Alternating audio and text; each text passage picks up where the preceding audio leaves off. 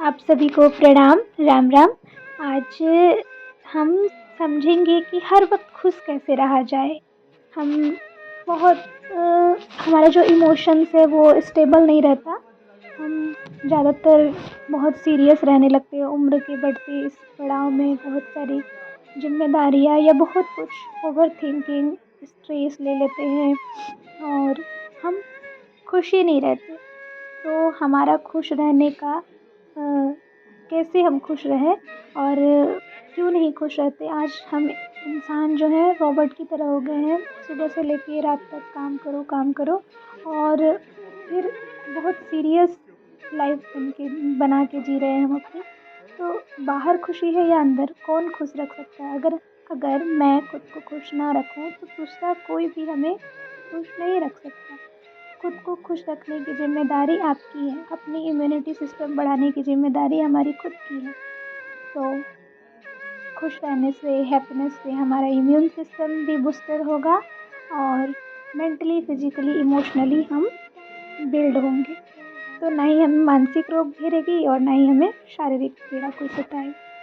तो हर वक्त खुश कैसे रहे? तो सबसे सीधी बात, इधर-उधर की बात किए बिना मैं बोलूँ तो जो भी मैंने आज़माया है कि देखो, सबके जीवन में स्ट्रगल है, परेशानियाँ हैं, दुःख हैं। हमें ना एक टाइम पे लगता है हमारे जीवन का जो कष्ट है ना वो किसी के जीवन में नहीं है। मैं जो झेल रही हूँ ना वो कोई नहीं झेल रहा है। पर ऐसा नहीं है, हर कोई अपने जीवन में कुछ ना कुछ। अभी हम राम कथा सुन रहे थे, श्री राम जी, भगवान श्री राम, भगवान श्री कृष्ण, माँ जानकी, भरत जी, शत्रुघ्न जी, लक्ष्मण जी, सब लोग अपने अपने लेवल पे, सबको कुछ ना कुछ पीड़ा है, सब कुछ ना कुछ त्याग कर रहे हैं। लेकिन वो त्याग करते हुए उस पीड़ा के रास्ते पे आगे बढ़ते हुए ही ज़िंदगी का आनंद है। तो हमें भी अपने आप को खुश रखने के लिए ये नहीं सोचना है कि जीवन में कितनी बाधाएं हैं, कितना कष्ट है। कष्टों पे ध्यान नहीं देना है। हमें समस्या पे नहीं, समाधान पे ध्यान देना है, पहली बात ये।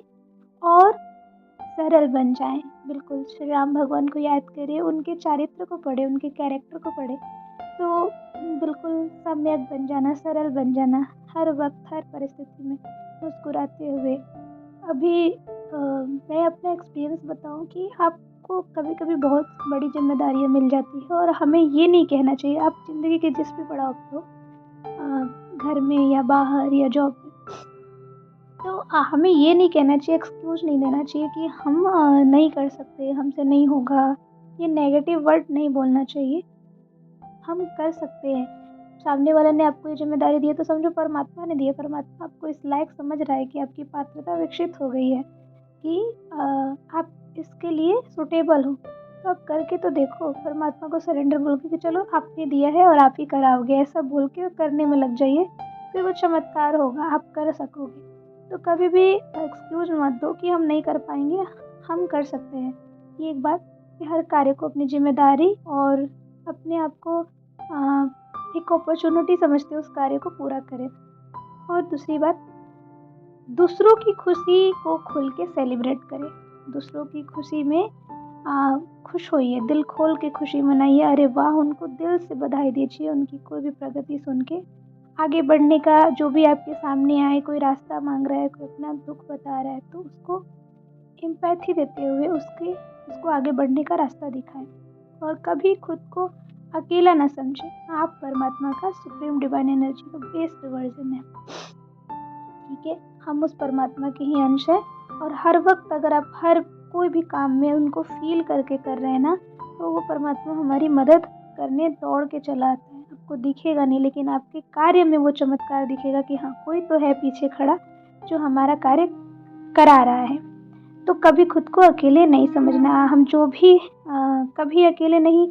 आप में वो सब, हम में वो सब एबिलिटी है जो भी श्रेष्ठ हम करना चाहते हैं।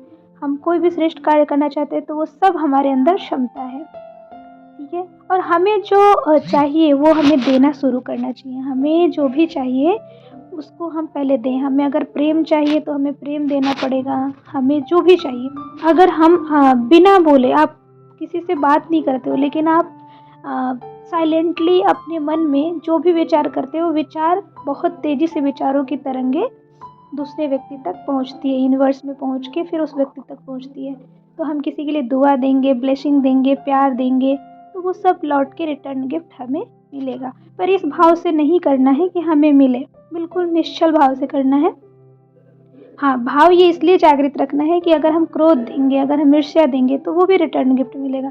तो क्या हम अपने लिए क्रोध, ईर्ष्या, नाराज़गी और ये सब चाहते हैं? नहीं चाहते। तो हमें अच्छा वाइब्स भेजेंगे तो अच्छे वाइब्स लौट कर हमें भी मिलेंगे और हमारे साथ अच्छा ही होगा।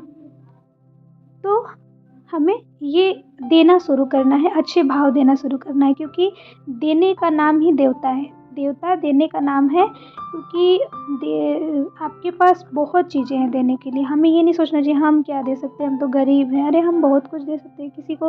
किसी हमने पहले भी वीडियो बनाया था कि हम खुल के किसी को हंसा दें, वही हमने सबसे बड़ा चीज़ दे दिया, है ना। इससे क्या होगा, हमारा हार्ट चक्र जो है एक्सपेंड होगा, हमारे जो हृदय चक्र है वो एक्सपेंड होगा और हम सुख, समृद्धि, सौभाग्य के, पुण्य के हम भागीदारी बनेंगे। तो इस तरीके से हम खुश रह सकते हैं। अब जिस तरह से हम ये अच्छी चीज़ें देना शुरू करेंगे, हमारा हार्ट चक्र बड़ा होगा और हमारे जीवन के सारे ऑब्स्टिकल्स, सारे बाधाएं दूर होगी और हमारी पर्सनालिटी में एक डिवाइन प्रकाश जगमगाएगा और हम जहाँ भी जाएंगे हमारा श्रेष्ठ कार्य बनता हुआ चला जाएगा। इस तरह हम स्वयं खुश रहें, दूसरों को भी खुश रखें और दूसरों की हर खुशी को सेलिब्रेट करें और खुद के साथ भी सेलिब्रेट करें। हर वक्त समझे हम परमात्मा का अंश है, हमारे लिए कुछ भी असंभव नहीं, सब आसान है, सब संभव है। मैं खुश हूँ, मैं खुश हूँ, मैं खुश हूँ और मैं सबको खुश रखता हूँ। प्रणाम।